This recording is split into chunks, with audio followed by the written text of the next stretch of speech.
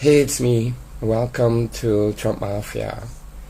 Now, because I've been exposing Steve Bannon for like 6 months and people were saying, what are you talking about? I feel gratified to now read the statement of the President of the United States, Donald J. Trump, about Steve Bannon, released just now.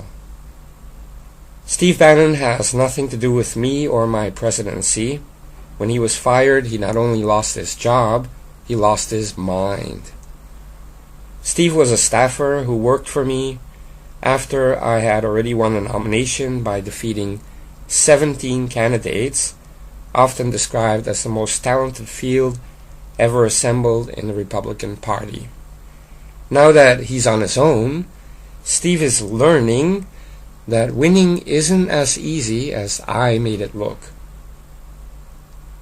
Steve had very little to do with our historic victory, which was delivered by the forgotten men and women of this country. Yet Steve had everything to do with the loss of a Senate seat in Alabama, held for more than 30 years by Republicans. Steve doesn't represent my base. He's in it only for himself. Steve pretends to be at war with the media, which he calls the opposition party, yet he spent his time at the White House leaking false information to the media to make himself seem far more important than he was. It is the only thing he does well. Steve was rarely in a one-on-one meeting with me and only pretends to have had influence to fool a few people with no access and no clue, whom he helped to write some phony books. We have many great Republican members of Congress and candidates who are very supportive of the Make America Great Again agenda. Like me, they love the United States of America and are helping to finally take our country back and build it up, rather than simply seeking to burn it all down. So many burns in that statement. I like what he said, that the victory in the base, it's really the forgotten men and women of this country. That's what I said.